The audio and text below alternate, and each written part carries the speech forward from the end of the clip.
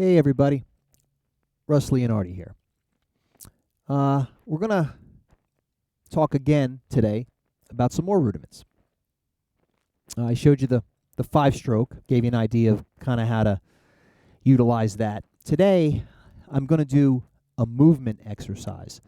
And the purpose of this exercise isn't necessarily to play a specific fill that you're going to use in a song, but more of a way to practice moving around your drum set and kind of give you the ability to be a little limber eventually behind your kit. If you're just starting out, and this is kind of geared more towards, I guess, beginner students, but if you're having trouble moving around, this is something that'll kind of get you thinking in a little bit different direction, okay? And I'm going to base it on a 5-piece drum set.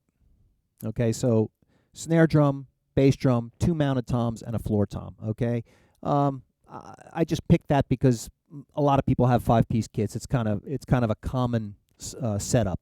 Even though I'm playing on an 8-piece here, I'm only going to utilize it as a 5 today. And what I'm going to do is I'm going to show you what I call the Paradiddle V pattern. Now, first of all, if you're unfamiliar with a paradiddle, a straight paradiddle, the sticking is right, left, right, right, left, right, left, left. And if I play it just on the snare drum, it sounds like this.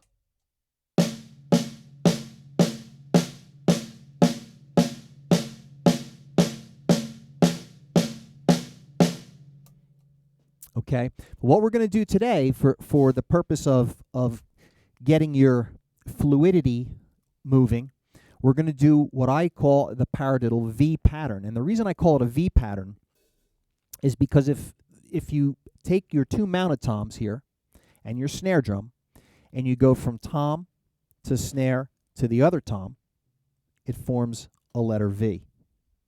In my mind, it does anyway. And then if you go from the second tom to the snare to the floor tom, that forms another V. So you basically have 2 Vs, so to speak, with the second tom, the middle tom, being the center of the pattern, okay? So what I'm going to do is I'm going to start with the middle drum with my right hand. So remember the pattern I spoke of, right, left, left, left. So the middle drum is the dividing line between left and right, okay? So the middle tom is going to receive hits from both hands, from your right hand and your left hand. The left tom will only receive hits from your left hand, and the floor tom, or the right tom, if you want to call it farmost right tom, is only going to receive hits from your right hand. And it's going to go something like this, and I'm going to play this very quietly because I don't want to overpower between my vocal mic, but you're going to go right, left, right, right, left, right, left, left, right, left, right, right, left, right, left, left. All right, I'm going to do that again. Now, if you pay attention, the middle tom received both hands. The left tom only received the left. The floor tom only received the right. The snare, of course, got all the other in-between notes.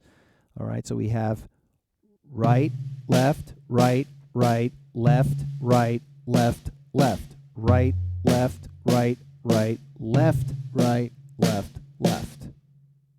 Okay, so what you want to try to do is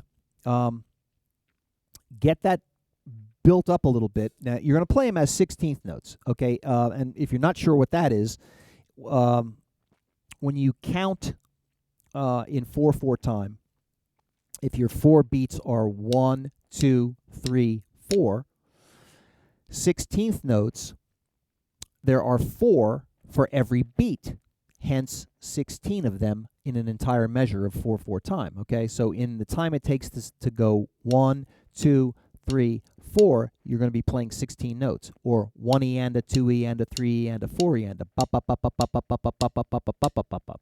All right, all those bop bops was 16 of them, okay, in that one measure. So you're going to play the paradiddle right left right right left right left left right left right right left right left left in 16th notes. In other words, bop, bop, bop, bop, bop, bop, bop, bop is equivalent to right, left, right, left, right, left, left.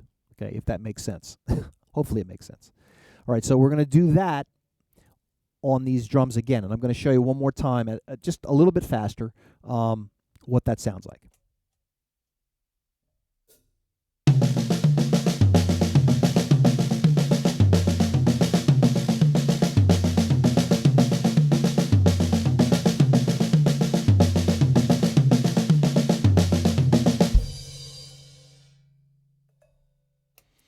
Okay, so you kind of get an idea, and so you're moving all around your four hand drums. When I say hand, meaning the ones you strike with a stick as opposed to your kick drum, which you hit with your foot. It's forcing you to kind of to move all around the kit. Okay, it's going to kind of get your movement going a little bit. All right. The other thing you can do is play the hi-hat and the bass drum together in quarter notes to go along with that, just to kind of get give it a little bit of a pulse and get you feeling how the notes go together. So we're going to try that. That's going to sound like this.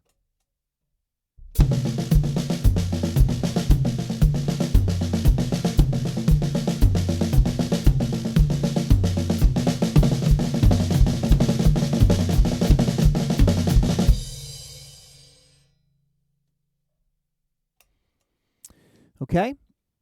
Hopefully you got something out of that. Start out slow.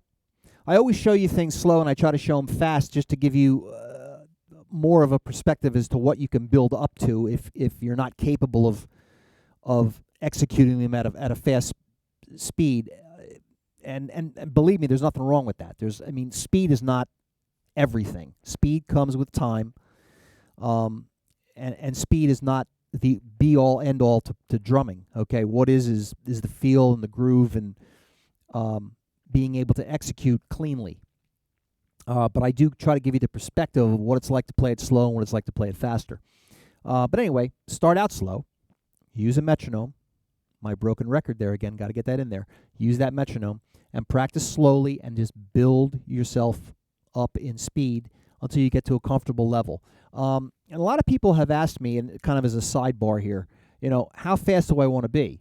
Well, really, to answer that question with anything, and it's not just what I just showed you, but anything that you play behind the drums, the question is as fast as you want to be.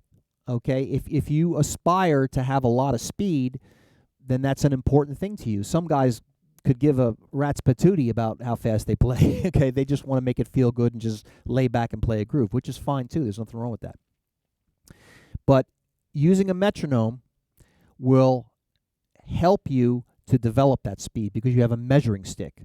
Like, okay, today I could only do the paradiddle at 80 beats a minute. Well, tomorrow maybe you'll do it at 85, and then 6 months from now you're like, wow, I can do it at 120. Okay, so you can you see your progress. Okay, it's a measuring stick.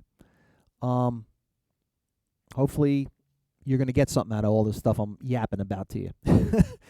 As always, if you have any questions, feel free to contact me via email through my website, www.russleonardi.com, and I will try to help you any way I can. All right? We'll see you next time. Hopefully I'll have another batch of videos in another week or so, and we'll take it from there. In the meantime, practice with that metronome, have fun, make it feel good, and rock out. See you next time.